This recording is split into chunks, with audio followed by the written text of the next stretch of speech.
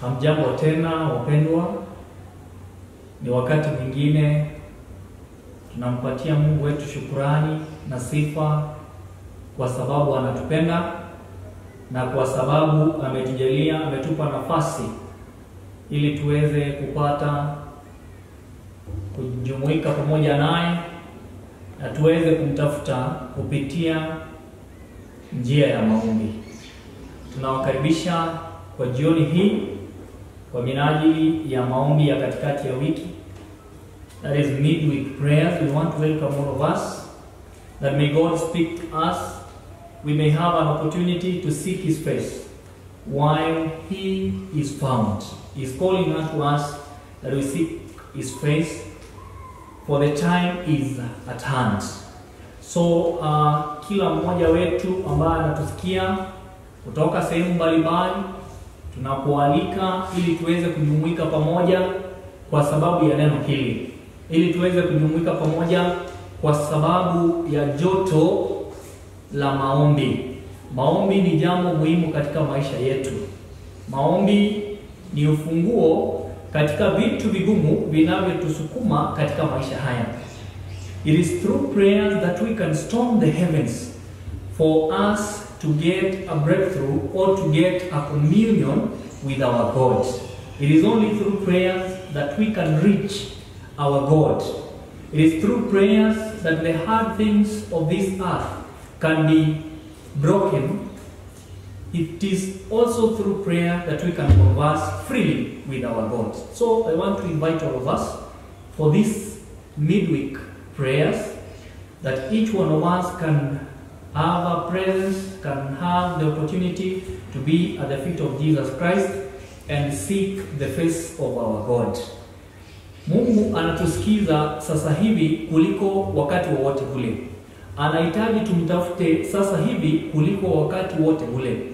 Tunajua tumekuwa tukimtafuta nyakati zilizopita ama wakati uliopita, lakini sasa ndio tunajaribu, anatuagiza na anatuita tuweze kusonga karibu naye kuliko wakati wowote ule. So before we start, tuweze kuomba, ndipo tuweze kumwalika Roho Mtakatifu na aweze kutuongoza. Tuamini na tuombe. Baba na Mungu wetu, sifa na shukrani na utukufu pamoja na nguvu zote ziweze kurudi kwako. Wewe ambaye uliweza kutuumba ukatuweka katika ulimwengu huu, tunaita uwepo wako jioni hii, siku hii tunapoenda kutafuta njia ya maombi. Tunaomba Mungu wetu uweze kutusikia. Tusamehe dhambi zetu, tumetanga mbali nawe juma mzima, na sasa ni wakati mwingine tena unahitaji tuweze kusongea karibu nawe. Tunaomba uweze kutufundisha jambo jioni hii, uweze kutukumbusha mahali ambapo tumesahau, na tuweze kutembea kadri ya mapenzi yako. Anza nasi, uweze kutudhibiti hadi mwisho, tuweze kumaliza salama, na zaidi uweze kuzungumza nasi, uweze kutuvuta uliko. Ni kupitia Kristo tumeomba na kuamini. Amen. Kabla ya endelea na somo la leo, taweza kualika tuweze kujikumbusha wimbo ambao unatukumbusha nyakati hizi tunaishi ni nyakati tunastahili kuwa katika hali ya maombi sana, na katika hali ya kukesha, kwa sababu bila maombi, bila kukesha, hatuwezi tukashinda shida za ulimwengu huu. Kesheni, ombeni. Tutaimba wimbo ndiposa tuweze kuendelea kutoka nyimbo za Kristo bari 71. Kesha ukaombe panapo nafasi, wakati si mwingi, kwa vile ukeshe. Mwili ni dhaifu,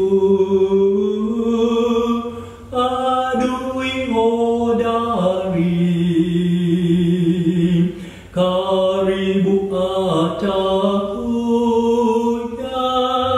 Bwana wa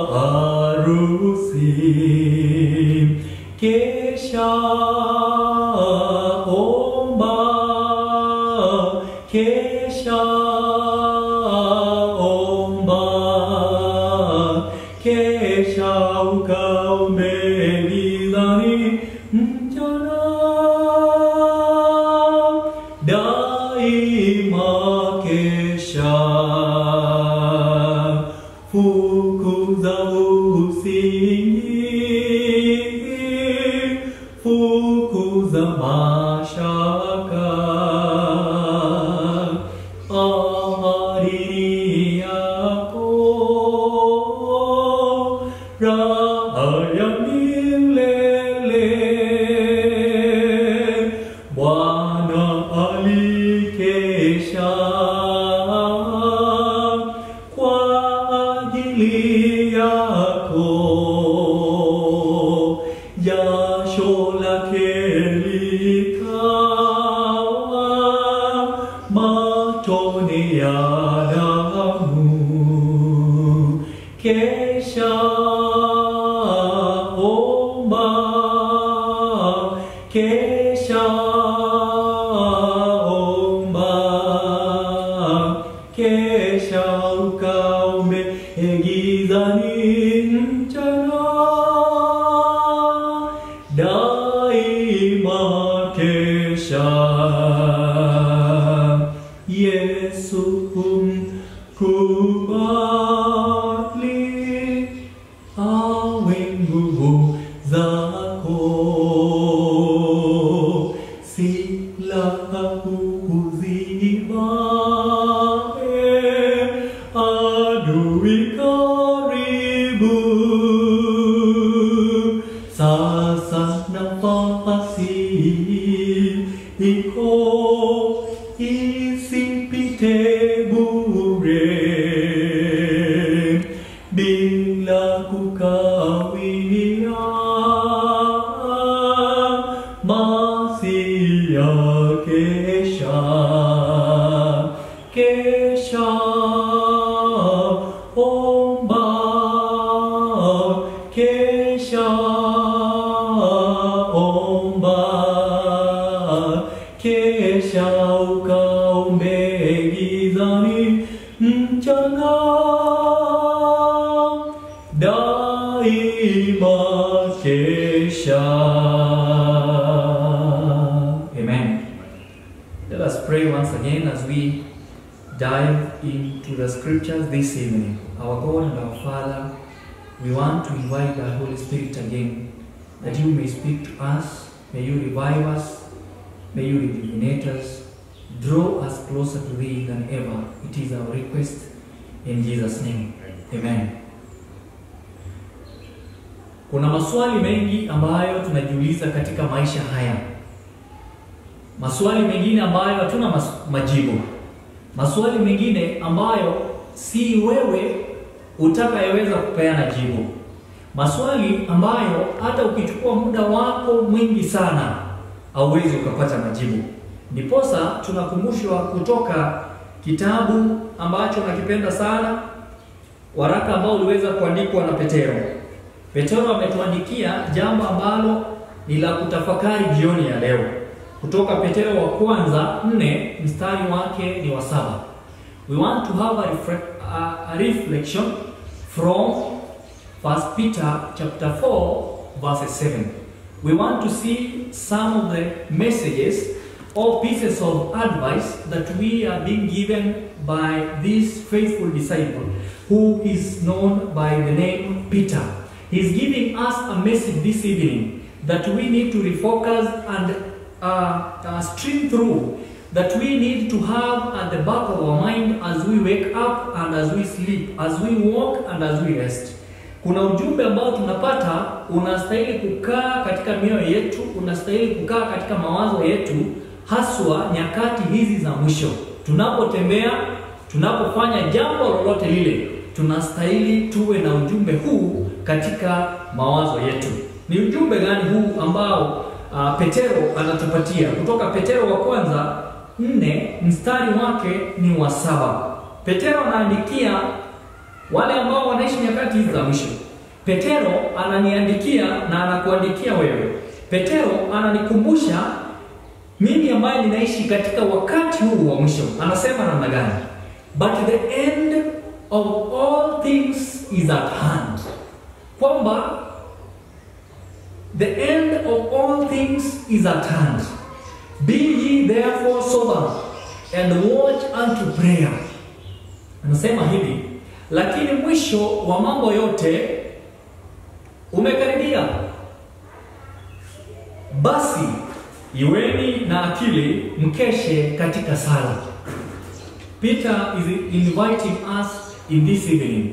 Anatualika katika ujumbe wa pekee. Anatuambia hivi, mwisho wa mambo yote ndio huu, kwamba tuweze kumbuka mambo yote yatafika mwisho hivi karibuni. Yaani nyakati ambazo tunaishi, ukiangalia vitu na uweze kufananisha na matokeo, ukiangalia yale ambayo tunaagizwa kutoka kitabu kitakatifu ambacho ni Biblia, na uweze kulinganisha na vitu ambavyo vinatokea katika ulimwengu wa sasa, utahakikisha ama utaweza kuona mfanano wa karibu sana na nyakati za mwisho ambazo Petero anatuambia. Peter is giving us a glimpse of what we are supposed to do at this particular time. Nyakati hizi ambazo tunaishi, je, ni nyakati ambazo ni za mwisho? Kuna watu bado hawajaona kwamba ni dalili waziwazi ambazo zinaonyesha nyakati hizi tunazoishi ni nyakati za mwisho. Kuna watu ambao wanafikiria nyakati za mwisho ni zile bado hatujafika. Kuna watu ambao wanafikiria kwamba kuna kitu ambacho kitatokea ndiposa tuweze kuona nyakati za mwisho hakika zimefika. Kuna watu ambao wanasubiri vitu vikubwa vitokee ndio waweze kuona nyakati za mwisho zimefika. Wapendwa, tunaambiwa hivi, lakini mwisho wa mambo yote umekaribia. Mwisho wa mambo yote umekaribia.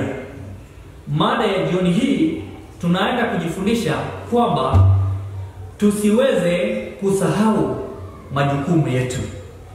Do not forget your duties. May I not forget my duties. Let us not forget our duties. Tusiweze kusahau jukumu letu. Usiweze kusahau jukumu lako.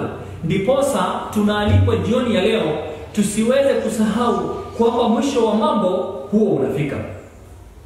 Tukiangalia kuna baadhi ya mambo ambayo yameweza kuzungumzwa, kuna mwelekeo ambao tumeweza kupewa ambao unaweza kutusaidia tuweze kuelewa ni nini haswa Petero anazungumza.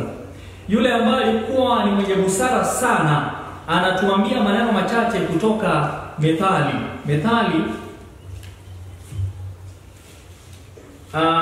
Kabla ya Methali tuweze kusoma Mhubiri 3 mstari wake ni wa kwanza. Ecclesiastes chapter 3 verses 1 kuteremka.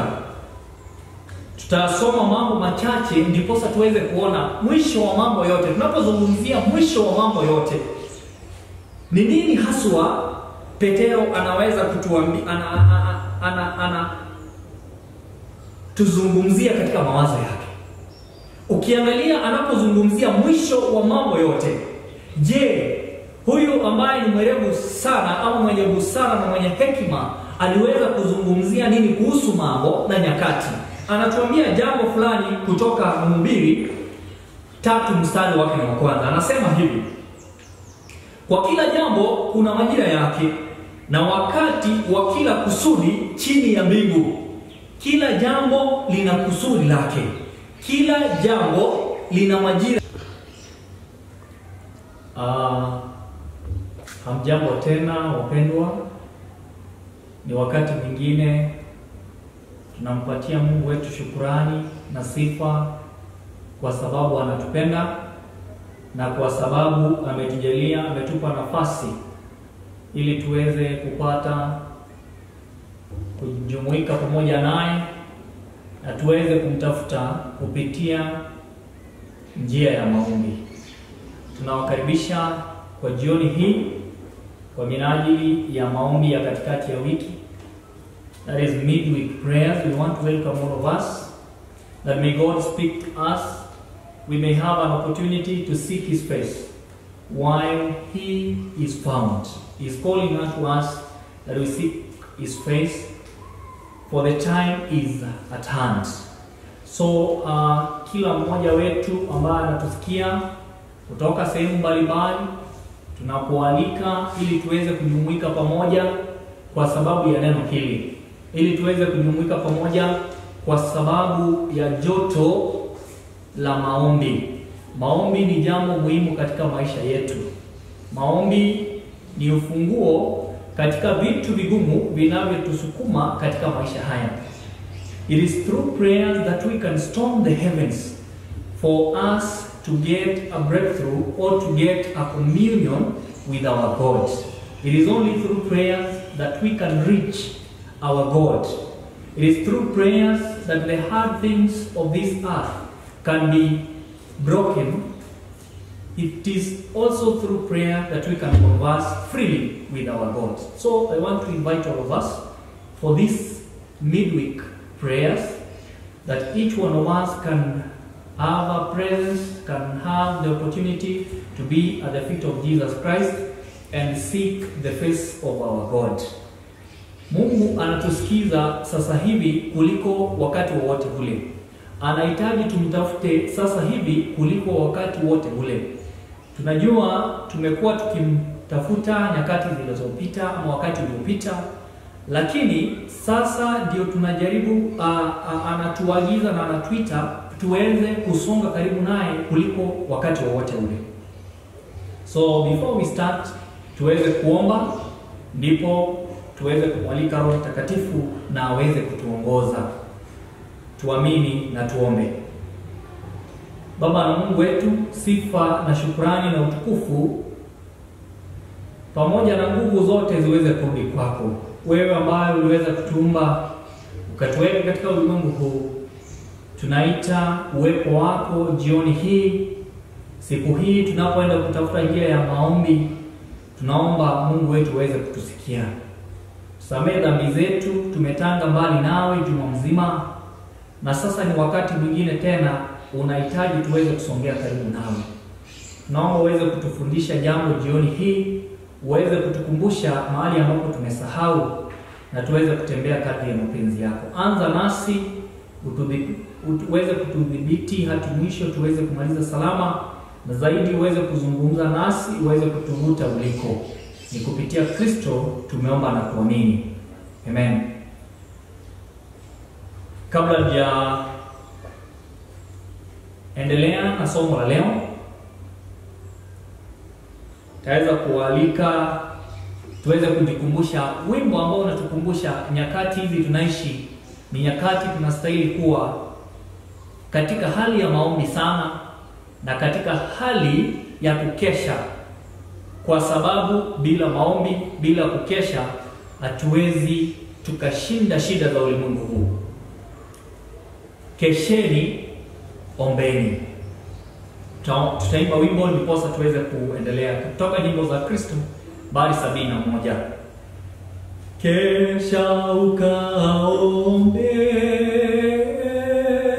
panapo nafasi, wakati si mwingi, kwa vile ukeshe. Mwili ni dhaifu, adui hodari, karibu atakuja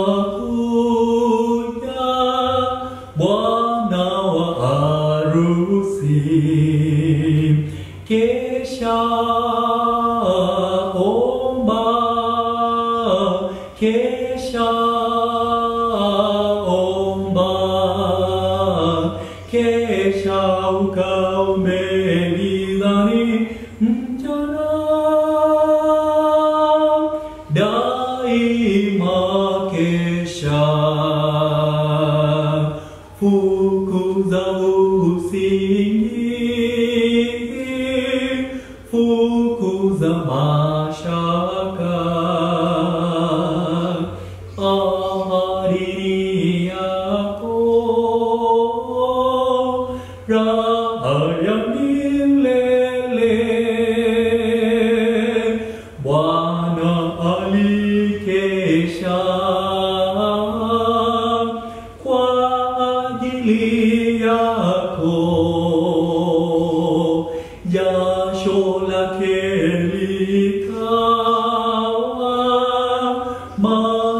jioni ya damu, kesha omba,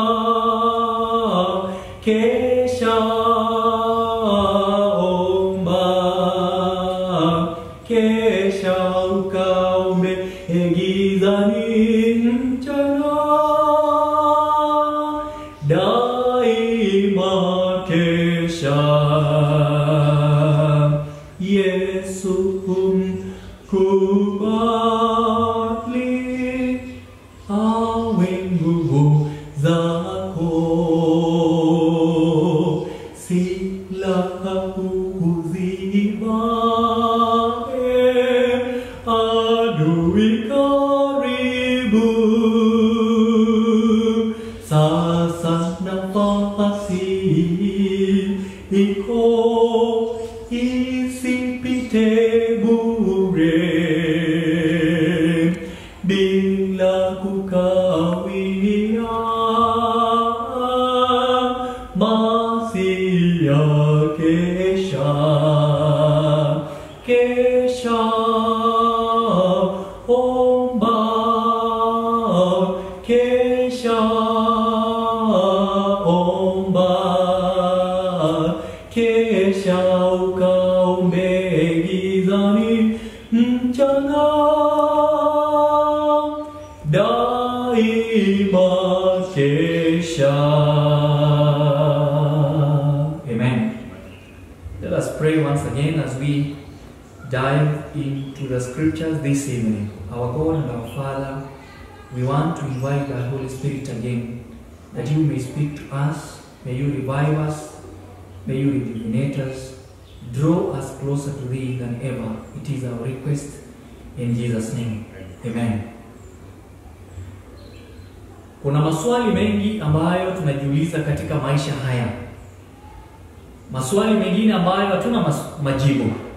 Maswali mengine ambayo si wewe utakayeweza kupeana jibu. Maswali ambayo hata ukichukua muda wako mwingi sana hauwezi ukapata majibu. Ndiposa tunakumbushwa kutoka kitabu ambacho nakipenda sana, waraka ambao uliweza kuandikwa na Petero. Petero ametuandikia jambo ambalo ni la kutafakari jioni ya leo. Kutoka Petero wa kwanza 4 mstari wake ni wa 7. We want to have a reflection from 1 Peter chapter 4 verse 7. We want to see some of the messages or pieces of advice that we are being given by this faithful disciple who is known by the name Peter. He's giving us a message this evening that we need to refocus and stream through, that we need to have at the back of our mind as we wake up and as we sleep, as we walk and as we rest. Kuna ujumbe ambao tunapata unastahili kukaa katika mioyo yetu, unastahili kukaa katika mawazo yetu, haswa nyakati hizi za mwisho. Tunapotembea, tunapofanya jambo lolote lile, tunastahili tuwe na ujumbe huu katika mawazo yetu. Ni ujumbe gani huu ambao Petero anatupatia? Kutoka Petero wa kwanza 4 mstari wake ni wa 7. Petero anaandikia wale ambao wanaishi nyakati hizi za mwisho. Petero ananiandikia na anakuandikia wewe. Petero ananikumbusha mimi ambaye ninaishi katika wakati huu wa mwisho. Anasema namna gani? But the end of all things is at hand. Kwamba the end of all things is at hand. Be ye therefore sober and watch unto prayer. Anasema hivi, lakini mwisho wa mambo yote umekaribia. Basi iweni na akili, mkeshe katika sala. Peter is inviting us in this evening. Anatualika katika ujumbe wa pekee. Anatuambia hivi, mwisho wa mambo yote ndio huu. Kwamba tuweze kumbuka mambo yote yatafika mwisho hivi karibuni. Yaani nyakati ambazo tunaishi, ukiangalia vitu na uweze kufananisha na matokeo, ukiangalia yale ambayo tunaagizwa kutoka kitabu kitakatifu ambacho ni Biblia, na uweze kulinganisha na vitu ambavyo vinatokea katika ulimwengu wa sasa, utahakikisha ama utaweza kuona mfanano wa karibu sana na nyakati za mwisho ambazo Petro anatuambia.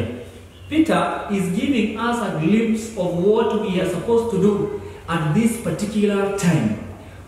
Nyakati hizi ambazo tunaishi, je, ni nyakati ambazo ni za mwisho? Kuna watu bado hawajaona kwamba ni dalili waziwazi ambazo zinaonyesha nyakati hizi tunazoishi ni nyakati za mwisho. Kuna watu ambao wanafikiria nyakati za mwisho ni zile bado hatujafika. Kuna watu ambao wanafikiria kwamba kuna kitu ambacho kitatokea ndiposa tuweze kuona nyakati za mwisho hakika zimefika. Kuna watu ambao wanasubiri vitu vikubwa vitokee ndio waweze kuona nyakati za mwisho zimefika. Wapendwa, tunaambiwa hivi, lakini mwisho wa mambo yote umekaribia. Mwisho wa mambo yote umekaribia. Mada ya jioni hii tunaenda kujifundisha kwamba tusiweze kusahau majukumu yetu. Do not forget your duties. May I not forget my duties. Let us not forget our duties. Tusiweze kusahau jukumu letu. Usiweze kusahau jukumu lako. Ndiposa tunaalikwa jioni ya leo tusiweze kusahau kwamba mwisho wa mambo huo unafika. Tukiangalia kuna baadhi ya mambo ambayo yameweza kuzungumzwa, kuna mwelekeo ambao tumeweza kupewa ambao unaweza kutusaidia tuweze kuelewa ni nini haswa Petro anazungumza. Yule ambaye alikuwa ni mwenye busara sana anatuambia maneno machache kutoka Methali.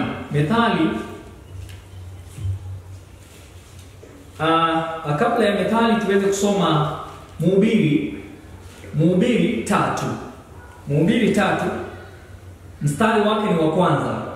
Ecclesiastes chapter 3 verses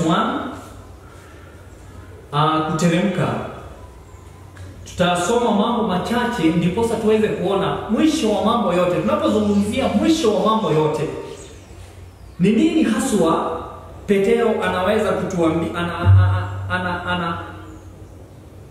tuzungumzia katika mawazo yake.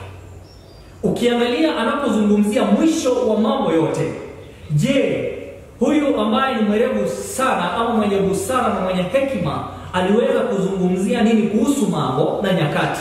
Anatuambia jambo fulani kutoka Mhubiri 3 mstari wake wa kwanza. Anasema hivi: kwa kila jambo kuna majira yake na wakati wa kila kusudi chini ya mbingu. Kila jambo lina kusudi lake. Kila jambo lina majira yake. Kila tukio katika ulimwengu huu lina majira yake. Yaani kwamba kila kitu ambacho kinatokea, kila kitu ambacho kinaonekana katika ulimwengu huu kina majira yake, kina wakati wake, kina nyakati ama saa fulani ambazo hicho kitu kinatukia. Kila kitu katika ulimwengu huu kina majira yake. Ukiangalia mifano ambayo imeweza kutolewa, mfano wa kwanza mstari wa pili inasema wakati wa kuzaliwa. Kuna wakati wa kuzaliwa ambao watu wengi sana wanafurahia na watu wengi sana wanasherehekea. Hata siku hizi ndio maana tuna sherehe hizi ambazo zinaitwa birthdays. Wakati watu wanafurahia wakati walizaliwa. Watu wanafurahia sana kukaa katika ulimwengu huu. Yaani watu wanafurahia wakati ambapo walikuja katika ulimwengu huu. Ni furaha ndio, lakini tuweze kujua kuna wakati wa kuzaliwa na kuna wakati pia vivyo hivyo wa kufa. Kulia hivi, mpendwa, ninakupenda sana. Ninakupenda na nina sababu ya wewe kukua hai. Ninakupenda na nina sababu ya wewe kupitia changamoto ama janga ambalo unapitia siku ya leo. Kuna watu ambao wamewekwa kwa karantini, ambao si wagonjwa, ambao si matamanio yao kukua pale, ama labda si kwa haki wako pale, na wameweza kubeba uzito sana kwa wale ambao waliwaweka. Kuna watu ambao wameweza kuambukiziwa corona, na sasa hivi wanajua wale ambao waliwaambukizia, labda kwa kujua ama kwa kutojua, na wana uzito katika moyo wao ama mioyo yao, na wanahisi wamekwazwa katika mioyo yao. Mungu anatuambia mizigo hiyo yote tumpelekee kupitia njia ya nyimbo, ya maombi. Tumpelekee kupitia njia ya nyimbo na sala. Tuweze kumpatia huyu Mungu wetu kupitia njia ya sifa. Tuweze kumpelekea Mungu huyu kupitia njia ya mtandao wa pekee ambao ametupatia, na ni mtandao wa maombi. Je, huna chakula katika nyumba yako?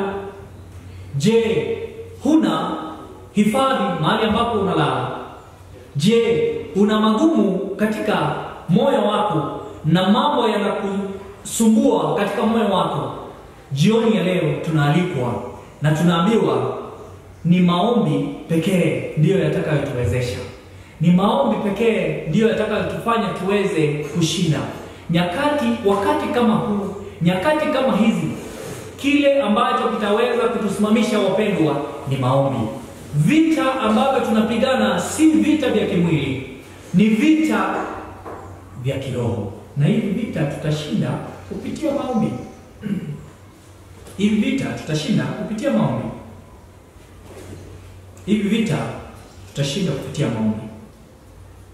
Posa Mungu anatualika kwa njia ya pekee tuweze kutazama vile ambavyo tunaishi. Waefeso 6 mstari wa 11 anasema hivi: vaeni silaha zote za Mungu mpate kuweza kuzipinga hila za shetani. Hauwezi ukapinga hila za shetani kama hujavalia silaha. Tunahitaji kuvalia silaha ndiposa tuweze kupigana vita vizuri. Vita hivi si vya kimwili, kwa maana kushindana kwetu sisi si juu ya damu na nyama, bali ni juu ya falme na mamlaka, juu ya wakuu wa giza hili, juu ya majeshi ya pepo wabaya katika ulimwengu wa roho. Kwa hivyo tunaalikwa ili tuweze kupigana vita hivi vizuri, ni lazima tuweze kutoa silaha, tuweze kuvalia silaha, tuweze kufunga na tuweze kukaribia kiti cha enzi kila wakati, tuweze kumkaribia Kristo kila wakati kupitia njia ya maombi. Petro anatuambia tukue na akili na tuweze kudumu katika sala, tuweze kudumu katika maombi, tuweze kudumu katika hali ya kumtafuta, ndiposa tutaweza kufaulu. Wapendwa, Mungu anawapenda. Ningeweza kupatia dakika moja ama dakika mbili uweze kuangalia lile zito ambalo unakumbana nalo katika maisha yako. Uweze kuangalia janga, uweze kuangalia lile ambalo linakusumbua moyoni, lile ambalo limekuwa zito katika moyo wako, na unahitaji Kristo aweze kukushindia. Mpelekee. Yeye ni mshindi. Alishinda na akasema yote yamekwisha. Yote yamekwisha. Anasema hata shida zako zimekwisha. Hakusema tu yote yamekwisha hivyo, hapana. Hakuwa anazungumzia wale ambao walikuwa wanaishi nyakati zile, hapana. Anazungumza hata sisi, kuja kwetu sisi sote siku ya leo, kwamba yote yamekwisha. Yohana 19 mstari wake ni wa 30. Yote yamekwisha. Shida zako zote zimekwisha. Kwa hivyo kitu ambacho unastahili kufanya ni kumshukuru na kumrudishia sifa na utukufu, kwa sababu yeye ni mweza. Kwa hivyo dakika moja ama mbili uweze kujiombea, uweze kumshukuru, uweze kumuita aweze kukuelekeza na aweze kushindia katika shida zako. Kwa hivyo kwa dakika hizo mbili tutakuwa pia tunaombea Roho Mtakatifu katika nyakati za mwisho. Wapendwa, Roho Watu wanaangalia Roho Mtakatifu kama upepo. Watu wanaangalia Roho Mtakatifu kama kitu ambacho hakieleweki. Watu wameweza kuangalia Roho Mtakatifu na kufundisha kuhusu Roho Mtakatifu kwa njia ambayo si halali. Roho Mtakatifu hawezi akaleta mfurugano.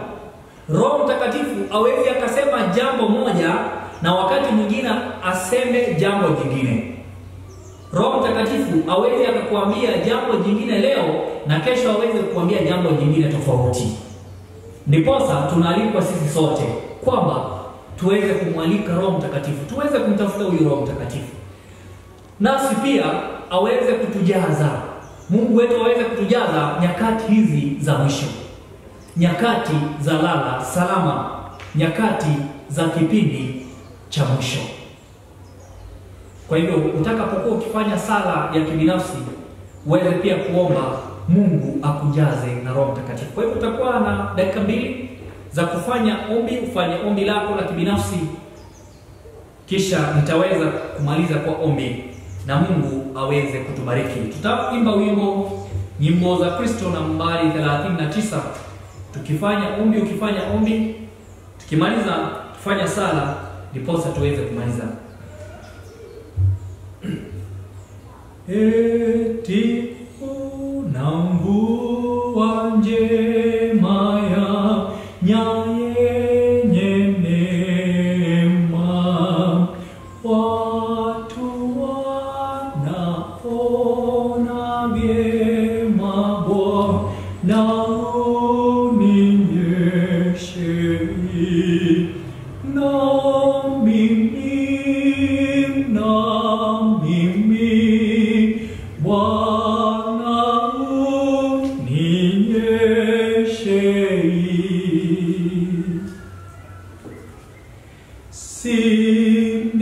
Sinipite Baba mwema, dhambi nimezama, rehema ni za daima Bwana unionyeshe, na mimi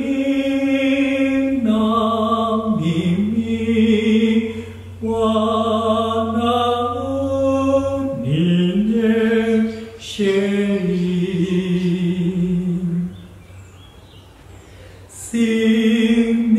Sinipite Yesu mwema, niwe nawe daima, natamani kukuandama Bwana unichukue, na mimi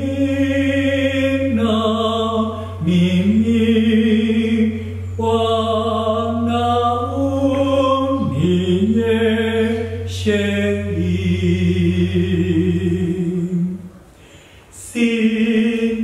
Sinipite Roho mwema, mpaji wa uzima, nawe shahidi wa wema, Bwana wema unipi, ona mimi Bwana uninyeshe, na mimi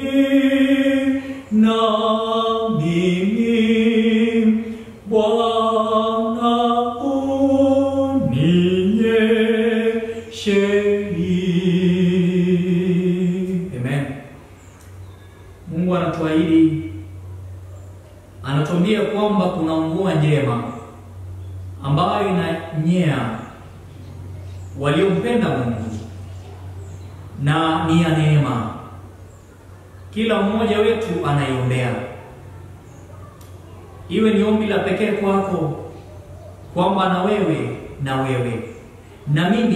mimi Bwana aweze kuninyea, mvua hii aweze kunimwagia, mvua hii aweze kunijazia, kwa sababu ndiyo pekee itakayoniwezesha kusimama nyakati hizi za hatari, nyakati hizi ambazo ni ngumu, nyakati hizi ambazo ni za uovu. Tuamini na tuombe.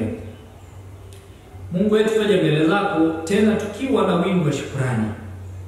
Umekuwa pamoja nasi, umetukumbusha kwamba tunastahili kukuwa watu wa majukumu, tusiweze kusahau jukumu letu nyakati hizi za mwisho. Umeweza kutukumbusha tuweze kuwa na akili. Umeweza kutukumbusha kwamba mwisho wa mambo yote umekaribia. Nyakati tunazoishi ni nyakati ambazo ni mbaya. Nyakati tunazoishi ni nyakati tunastahili kukaa tukijua kwamba wokovu wetu unakaribia. Wokovu wetu karibu zaidi kuliko wakati ambapo tuliweza kusikia injili hii mara ya kwanza. Mungu wetu, tusiweze kubuni mambo ambayo tunayaona ni ya maana, tusiweze kushikilia ubunifu wa ulimwengu huu, tusiweze kushikilia vitu ambavyo tunafikiria vitaweza kutusaidia, lakini tuweze kuning'inia katika wokovu wako Yesu Kristo. Tuweze kuning'inia katika damu yako ambayo inaweza kuosha si uchafu wa nje tu, lakini hata uchafu wa roho zetu, uchafu wa dhambi zetu, uchafu ambao unaweza kutuangamiza. Wewe ambao unaosha miili yetu pamoja na roho zetu, uweze kutuosha jioni ya leo. Uweze kutugeuza mawazo yetu yaweze kutazama msalaba, kwa sababu hapo ndipo kimbilio la kila mmoja wetu. Tushike, utuvute na utuelekeze njia ya mbinguni. Mungu wetu, tunaomba uweze kutujaza na Roho Mtakatifu nyakati za mwisho. Ni Roho Mtakatifu tu ndiye atakayetuwezesha kusimama wakati wa mambo magumu. Ni Roho Mtakatifu ndiye atakayetuwezesha kusoma neno lako na kuelewa. Ni Roho tu Mtakatifu atakayeweza kutukumbusha nyakati tunaishi kupitia neno lako takatifu. Tunaomba Mungu wetu utunyunyizie mvua hii njema ambayo ni ya baraka na ni ya neema. Kila mmoja wetu ambaye atasikia sauti hii usiweze kumwacha. Jioni hii bariki kila mmoja, wadogo na wakubwa, na utukumbushe tuweze kurudi katika hatua za kwanza za imani yetu, kwa sababu tamanio lako ni hilo, ndiposa uweze kutuokoa. Tusiweze kufuata mitindo ya ulimwengu, lakini tuweze kuukomboa wakati na tuweze kufuata mafikra ambayo unahitaji tuweze kuwa nayo, na ni mafikra ya mbingu. Tuweze kufuata njia za mbingu, kwa sababu hapo ndio tumaini la milele na milele. Asante kwa kujibu ombi letu, na asante kwa kutusikia maombi yetu kila mmoja, na umetujibu kadri ya mapenzi yako. Ni kupitia Kristo tumeomba na kuamini. Amen. Amen. Mungu awabariki, Mungu awaongoze, Mungu awajalie, na kila wakati kumbuka, tekeleza jukumu lako. Kuwa mwangalifu, kuwa makini, zidi katika sala na kusoma neno lake Mungu wetu. Mungu awabariki sana. Asante.